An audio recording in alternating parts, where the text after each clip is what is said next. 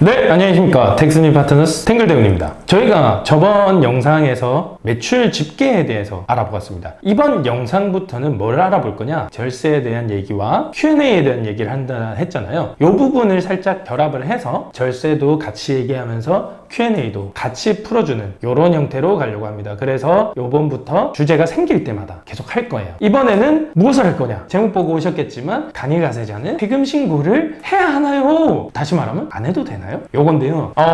솔직히 말하면 정확한 주제와는 조금 달라요. 정확한 주제가 뭐냐면은 적격 증빙을 챙기지 않아도 되나요? 이겁니다. 근데 왜 제목을 이렇게 설정을 했나 하면은 많은 온라인 쇼핑몰 사장님들이 적격 증빙을 챙겨야 된다 라는 말을 세금 신고를 해야 된다라고 생각을 하시는 분들이 되게 많더라고요. 그래서 제가 제목을 이렇게 설정해 놨습니다. 왜냐면은 적격 증빙이라고 하는 말은 일반 사장님들이 잘 모르잖아요. 그러니까 검색을 못하고 알고 싶어도 모를 수가 있어요. 그래서 이렇게 제목을 설정했다는 점 양해 부탁드리고, 그래서 이번 영상의 제대로 된 주제는 간이가세자도 적격 증빙을 챙겨야 하나요? 이것입니다. 자, 요것을 제대로 알아보려면 사전 지식 몇 가지가 필요하거든요. 그래서 먼저 사전 지식을 조금 얘기하고 넘어가겠습니다. 사실 제가 오랜만에 대본을 짜봤어요. 근데 사전 지식이 본론보다 더 많긴 해요. 하지만 요것은 당연히 우리가 세무사들이 알아야 되는 게 아니고 사장님들이 당연히 알아야 되는 기초 지식들이기 때문에, 물론 온라인 쇼핑몰 사장님들 한정입니다. 네, 알아야 되는 것이기 때문에 채널 돌리지 마시고 시청 꼭 부탁드리겠습니다.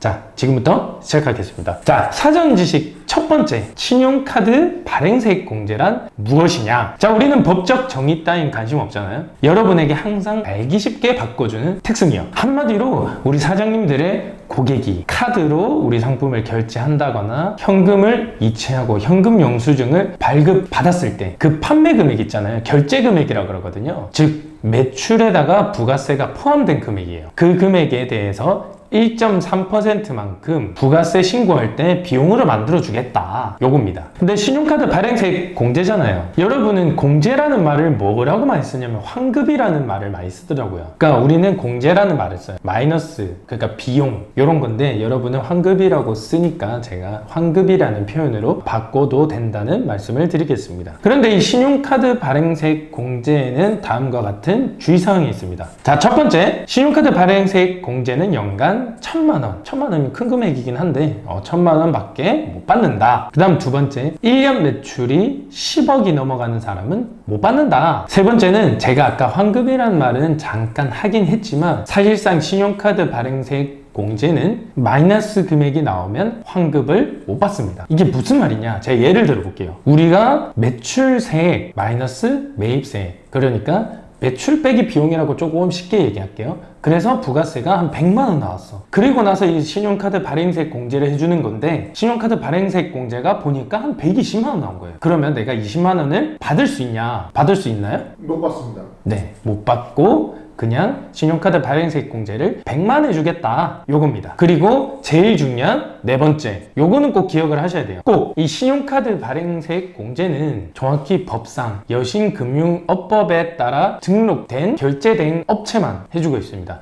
다시 말하면 우리가 피지사란 말을 많이 쓰잖아요. 피지사가 여신금융업법에 등록이 돼 있어야 됩니다. 요거는 어떻게 알아보냐면은 그냥 이렇게 검색을 하시면 돼요. 똑같이 네이버에 검색하면은 되게 많은 업체들이 나오거든요. 저희 거래처 대표님들, 그러니까 카드 매출 있는 대표님들 거를 기장을 하다 보면은 등록이 안 된 피지사의 경우가 많아요. 그러니 이 점 꼭 유의하셔서 검색도 해보시고 맞는 피지사를 선택하시기 바랍니다. 요게 무슨 말인지 잘 모르시는 분들이 있더라고요. 황 부장님 그거 알잖아요. 카페 이사 같은데 우리가 쇼핑몰 개설하면은 피지사를 자기가 막 이렇게 선택할 수 있잖아요.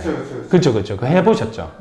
네, 그런 것들을 얘기하거든요. 그러니까 다 하나하나씩 살펴보고, 물론 오픈마켓은 대부분 거의 다 됩니다. 네이버나 쿠팡, 지마켓, 11번가 이런 애들. 자, 그리고 사전지식 두 번째, 부가율의 변경입니다. 응? 부가율이 뭐지? 그러시겠죠, 당연히. 네, 부가율이 뭐냐면은 간이가세자의 부가가치세, 그러니까 매출 쪽에서만 봤을 때 계산 구조가 어떻게 될까요? 황 부장님 어떻게 돼요? 공급대가 곱하기 10% 곱하기 부가율이요. 그렇죠. 그러면 일반 가세자는요? 일반 가세자는 공급가액 곱하기 10%예요. 그렇죠. 네. 저게 딱 맞는 표현입니다. 맞는 표현인데 여러분이 또 모르는 얘기가 나올 거예요. 공급 대가 그리고 공급 가액이란 말이 나와요. 짧게 얘기하고 넘어가겠습니다. 공급 가액은 내 그냥 매출액, 그러니까 부가세가 제외된 금액을 얘기합니다. 자, 그리고 공급 대가, 내 매출액에다가 부가세가 포함된 금액을 얘기합니다. 그러니까 우리 입장에서는 그냥 결제 금액인 거죠. 이 계산 구조를 왜 얘기했냐? 요거에 대해서 한번 예를 들어 보겠습니다. 자, 온라인 쇼핑몰을 운영하는 간이사업자 탱탱대운이가 자 1,000만 원을 판매했어요. 근데 탱탱대운의 부가율은 10%래요. 그러면은 어떻게 되냐? 매출에 대해서 세금을 내야 될 금액을 계산해 보면 1,000만 원 곱하기 10% 곱하기 부가율인 10%입니다. 다시 말하면 1,000만 원 곱하기 1%인 10만 원인 거죠. 근데 이 1,000만 원 안에는 당연히 내 결제 금액, 그러니까 매출액이랑 부가세가 같이 포함되어 있다는 거 명심하셨으면 좋겠습니다. 자, 근데 이 부가율의 변경이 무슨 말이냐? 이 부가율이 저희 소매업들, 그러니까 온라인 쇼핑몰 사장님들의 부가율은 10%였습니다. 근데 이게 7월 1일 맞지? 7월 1일 이후로 15%로 개정이 되었어요. 네, 잘 아시겠죠? 잘 기억해 주시고 다음 사전 지식으로 넘어가겠습니다. 자, 사전 지식 세 번째.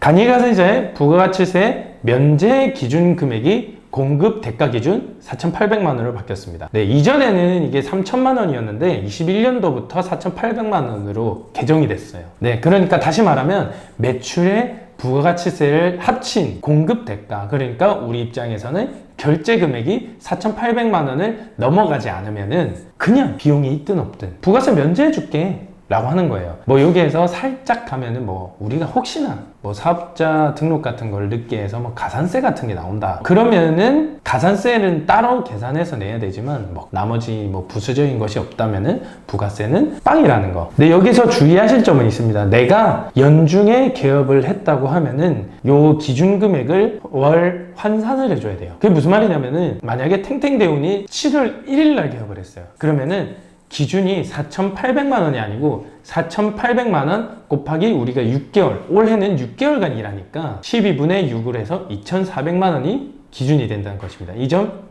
유의해 주십시오. 그리고 사전 지식 네 번째, 재고품 등 매입세액 공제, 줄여서 재고매입세액 공제입니다. 이게 제가 장담하건대 100분의 온라인 쇼핑몰 사장님 중에 100분이 다 모르십니다. 100분은 좀 심했나? 99분으로 할게요. 죄송합니다. 99분. 왜냐면은 세무사였던 분이 있을 수 있잖아요. 그죠? 네, 맞아요. 네, 그러니까 99분으로 하도록 하겠습니다. 근데 이 재고 매입세액 공제라는 게 과연 무엇이냐? 우리가 지금 사업자 등록을 뭘로 했죠?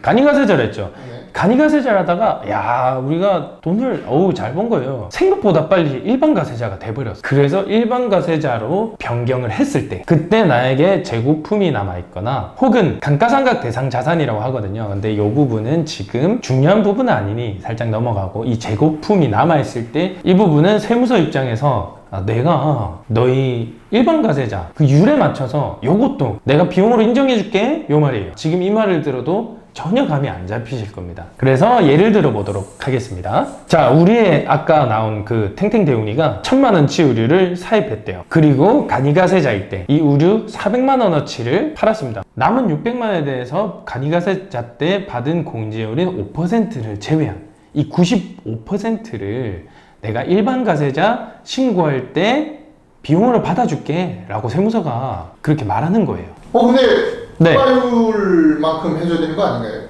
요게 제가 원래 사전 지식 5번째에서 얘기를 하려고 했지만 물어보셨으니까 지금 미리 그냥 얘기를 할게요. 원래 우리가 21년도 7월 이전에는 제가 아까 말했잖아요. 매출에 대해서 공급대가 곱하기 10% 곱하기 부가율이다. 매입세액도 똑같았어요. 매입에 대해서도 매입한 거에 대한 세액 곱하기 부가율이 10%였거든요. 근데 요게 각자 부가율의 업종에 따른 부가율들이 다 다른데 그 부가율에 따라 가는 게 아니고 그냥 5% 해줄게, 일괄적으로 이렇게 되게 된 거예요. 네, 그래서 지금 생각하실 분은 어쨌든 지금이 과도기적인 입장이거든요. 내가 세금 계산을 할 때 1월 1일부터 6월 30일까지 기준으로 다른 부가세를 한번 생각해야 되고 7월 1일부터 12월 31일까지 또 다르게 부가세를 또 생각해야 돼요. 이 부분은 명심을 하셨으면 좋겠습니다. 본론으로 돌아오면 어쨌든 이 재고매입세액 공제 왜 해주냐면은 내가 1,000만 원어치를 사서 부가세를 100만 원을 냈어. 근데 5%밖에 못 받은 거예요. 그러면은 내가 간이가세자에 간이가세자 때 팔 때는 이번에는 이 법이 개정돼서 조금은 괴리가 생기긴 했지만 어쨌든 요것도 우리가 부가율을 적용해서 10%가 아닌 거기다가 15%를 더 곱해서 아니 1.5% 요렇게 받았잖아요. 그래서 간이가세자 때 네가 요만큼 받은 만큼 낸 것도 요만큼 내지 않았냐, 그러니까 요건 땡이다. 남은 600만 원에 대해서는 부가율을 안 곱하다 보니까 우리가 100%를 다 내게 되는 거예요, 부가세를. 그래서 야 그러면은 이전에 5%만 받았던 거 100% 다 받을 수 있게 95%더 해줄게 라고 하는 거예요. 그 차에 대한 괴리를 없애주겠다는 거죠. 자, 그런데 여기서 주의하실 점은 첫 번째, 재고매입세액 공제를 받으려면은 일반 과세자로 변경됐을 때, 네, 뭐 통지를 받거나 할 때 그때 재고품 등 신고서를 꼭 작성해서 제출을 하셔야 됩니다. 그리고 두 번째는 일반 과세자로 부가세 신고를 할 때 재고매입세액 공제라고 적는 란이 있어요. 그 란에 꼭 금액을 기입을 하셔서 신고를 하셔야 합니다. 그리고 세 번째, 당연하지만 간이가세자 때 샀지만 못 팔고 재고로 남은 것이어야 되고요, 당연히. 자, 네 번째는 그러니까 당연히 내 재고로 남은 게 얼마인지 금액을 정확히 알고 계셔야겠죠. 자, 그리고 오프 더 레코드로 이런 얘기를 좀 하고 싶어요. 안 그래도 우리 사장님들이 공제율 낮다고 왜 그거밖에 안 해주냐, 그래서 나 증빙 안 챙기겠다 이렇게 말씀을 하시는데, 야 이거를 세무사 입장에서 더 낮추다니요, 이 공제율을. 제가 아마 박사과정을 딴다면은 아마 논문에 이 간이가세제에 대해서 쓰지 않을까. 저는 요거는 좀 이해는 안 되긴 해요. 제 사전 지식에 대한 설명을 열심히 잘 들으신 분은 간이가세자가 증빙을 챙겨야 하는지에 대해서 제가 어떻게 답을 할지 아시는 분들이 있을 거예요. 결론부터 말씀드리면 저는 증빙을 챙겨라 입니다. 자, 왜 그래야 되는지 제가 간단하게 설명을 드릴게요. 자, 첫 번째, 현금 매출 때문입니다. 제가 첫 번째 사전 지식에서 말씀드렸던 신용카드 등 발행세액 공제는 신용카드 매출 전표, 그러니까 신용카드 끄는 거, 그리고 현금 영수증 우리가 발행해 준 거, 이렇게 두 가지에 대해서만 적용을 해주거든요. 그래서 현금 매출에 대해서는 공제해주지 않아요. 근데 저희가 온라인 쇼핑몰을 운영하다 보면 다들 카드로 끊고 무조건 현금 영수증을 받아가나요? 아니잖아요. 무통장 입금을 할 때도 있고 계좌이체를 할 때도 있고 또는 핸드폰 결제를 할 때도 있잖아요. 그럴 때는 요것들 다 현금 매출로 봐야 되거든요. 이렇게 현금 매출을 잡으면은 어쨌든 발행세액 공제는 못 받는 거예요. 그러면은 내가 세금을 내기 싫다, 이러면 당연히 비용이 필요하겠죠. 네, 그리고 두 번째, 부가율의 변경 때문입니다. 이게 무슨 말이냐면은 이전엔 저희 온라인 쇼핑몰 사장님들 부가율이 10%였어요. 근데 봐봐요, 10% 곱하기 10% 하면 1%죠. 그런데 신용카드 발행세액 공제를 1.3% 해주겠대요. 그러면은 1%보다 1.3%가 많잖아요. 네, 그렇기 때문에 조금 현금 매출이 조금 있더라도 1.3%가 더 크기 때문에 세금을 안 내는 경우가 대부분이었어요. 근데 이게 15%로 지금 올랐잖아요. 그리고 1.3%라고 하면은 1.5% 빼기 1.3% 하니까 0.2%가 남는단 말이에요. 그래서 그 차이를 메꿀 비용이 필요하게 된 거예요. 그리고 세 번째, 요거는 좀 말씀드리기 민망한데 습관이에요. 이게 무슨 말이냐면 저희 그냥 뭐 소소하게 나 그냥 온라인 쇼핑몰이고 해서 용돈벌이만 그냥 조금 하다가 그냥 다른 거 일할래, 뭐 요러신 분들은 상관없지만 저희가 큰 뜻을 품고 창업을 하셨잖아요. 나중에는 일반 과세자가 될 것이고 또 복식부기 의무자, 뭐 성실신고사업자 혹은 법인사업자 이런 것까지 되실 거예요. 그런데 그런 분들을 제가 관리하다 보면 이 간이가세자를 좀 오래 하셨던 분들은 보면은 와, 제가 그렇게 챙겨라 말씀을 드려도 못 챙기더라고요. 네, 그리고 나중에 세금이 나오면 한탄을 하십니다. 내가 왜 그랬을까? 네, 세무사님 다음엔 꼭 제가 꼭 잘 챙길게요. 이게 왜 이러냐면은 저희는 특성상 동대문에서 사입을 많이 하거든요. 네, 그렇기 때문에 동대문에서 아시잖아요. 동대문에서 파시는 분들은 우리가 얘기하기 전에는 세금 계산 잘 안 끊어주세요. 그래서 우리가 옛날처럼 그냥 수고하세요 감사합니다 이러고 그냥 오는 거죠. 네, 정말 그런 경우 많이 봤어요. 조금 민망하지만 미리미리 습관을 위해서도 챙기시는 것도 저는 추천을 드립니다. 그리고 마지막이 재고품 등 매입세액 공제, 그러니까 다시 말해서 재고매입세액 공제 때문인데요. 제가 쓴소리 좀 하겠습니다. 이건 진짜 제가 너무 화가 나는 게 그 세무사분들 말고 온라인 쇼핑몰 이제 오래되시고 정통하신 분들이 간혹 세금에 대해서 얘기하실 때가 있어요. 근데 세금에 대해서 얘기를 하시는데 그런 영상들을 제가 좀 많이 봤거든요. 그분들이 우리가 옷을 살 때 부가세 10%를 주는데 받는 거는 지금은 또 0.5%로 더 줄어들었지만 어쨌든 그분들은 말은 1%밖에 못 받는데 우리가 왜 세금 계산서를 챙겨야 돼? 이런 얘기를 하시더라고요. 그래서 너무 화가 났어요. 아니 매출에 대해서는 10% 부가세 받으시면서 1%만 내시잖아요. 내는 건 그렇게 하면서 왜 받는 거는 적게 받는다고 뭐라 하시죠? 물론 왜 이런 생각을 하시냐면은 대부분의 초보 사장님들이 판매가액을 설정할 때 우리가 판매가액을 설정하는 뭐 이익가산법이라던가 요런 게 있거든요. 근데 요런 거를 하시지 않고 시장 조사를 해서 그냥 판매가에 이렇게 한다더라 해서 비슷하게 설정을 했기 때문에 부가세에 대한 체감이 없으실 수 있으실 겁니다.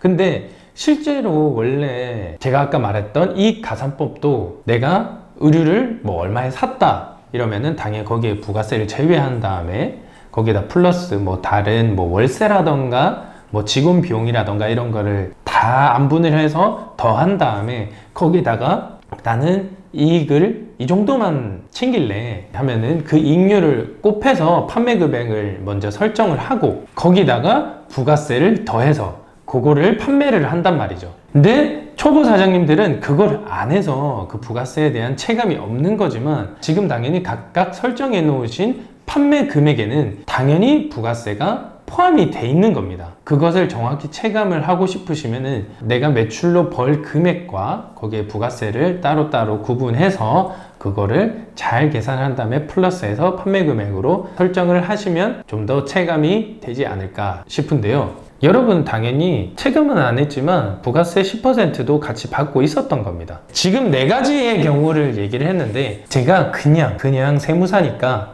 대충 말하는 게 아니고 제가 일일이 다 계산을 해보고 검증을 한 다음에 그 다음에 말씀드리는 것이니 꼭 잘 보시고 증빙 꼭 챙기시길 부탁드립니다. 저희가 영상을 끝마치기 전에 곁다리로 Q&A 잠깐만 건들고 가는 시간 가지도록 하겠습니다. 자, 첫 번째 질문. 황 부장님께서 질문 한번 낭독 부탁드립니다. 아니 제가 보니까 부가세 아니요, 감정이 부족해요. 왜 좋아요. 제가 보니까 부가가치세 면제 기준에 든 사람들은 증빙 안 챙겨도 된다는데요? 맞습니다. 정확히 이 면제 금액에 드는 사람은 부가세를 낼 필요가 없기 때문에 증빙은 따로 필요 없고요. 물론 종소세에서도 크게 걱정할 필요는 없습니다. 물론 제가 아까 말했잖아요. 온라인 쇼핑몰로 소소하게 용돈 벌일만 그냥 생각하시는 분들 기준이에요. 그분들은 당연히 이 면제 기준을 잘 안 넘길 거거든요. 근데 우리가 일반 가세자일 때를 다 대비해서 챙기는 거예요. 그래서 그런 분들은 챙기시길 부탁드립니다. 자, 그리고 두 번째 질문. 의류를 사입하려고 하는데 제가 세금 계산서를 달라고 했거든요. 근데 네. 장기만 준대요. 세금 계산서 받으려면 다른 데 가서 사라고 하더라고요. 또 장기 하니까 제가 고등학교 1학년 때 진짜 이 경우에는 저는 어쩔 수 없는 것 같아요. 근데 이런 건 있어요. 세법에서는 매입자 발행 세금 계산서라고 해서 산 사람이 그러는 거예요. 판 사람이 내가 아무리 달라고 난리를 쳐도 안 줘. 그래서 국세청아 네가 발행해줘 라고 하는 거예요. 네가 신고 받아서 내가 발행하는 걸로 해줘 하면은 매입자가 발행할 수 있거든요. 근데 그러면은 판 사람 귀에 들어가요. 그러면은 다시는 옷을 안 팔겠죠. 어쨌든 그런 방법들이 이거 말고도 더 있긴 한데 사실 뭐 국세청에 신고를 한다던가 이럴 수는 있잖아요. 어쨌든 그분이 계속 거래를 해야 되는 분이고 제가 사려는 옷이 진짜 여기밖에 없어요. 그러면은 최소한으로 소득세에서는 비용을 받아야 되잖아요. 근데 소득세에서 비용을 받으려면은 신규 사업자 혹은 작년 매출이 4,800만 원 미만이 아닌 자는 가산세를 내야 돼요. 그 가산세가 뭐 사실 그렇게 크지 않은 금액이긴 하지만 가산세를 내면서라도 비용을 받으시려면 장기를 받으실 때 꼭 사업자 정보가 적힌 장기를 받으셔야 한다. 요것만은 꼭 명심해 주시길 부탁드립니다. 네, 지금까지 간이가세자는 세금 신고를 안 해도 되나? 다시 말하면 간이가세자는 적격 증빙을 챙겨야 하나요? 요거에 대해서 열심히 알아봤는데요. 앞으로도 저희 온라인 쇼핑몰 사장님들한테 항상 유익한 정보를 제공할 수 있는 텍스니어가 되도록 노력할 테니 근데 요즘은 좆댓구알이라는 말을 쓰더라고요. 좆댓구알. 부탁드리겠습니다. 지금까지 텍스니어 파트너스 탱글대원이었습니다. 감사합니다.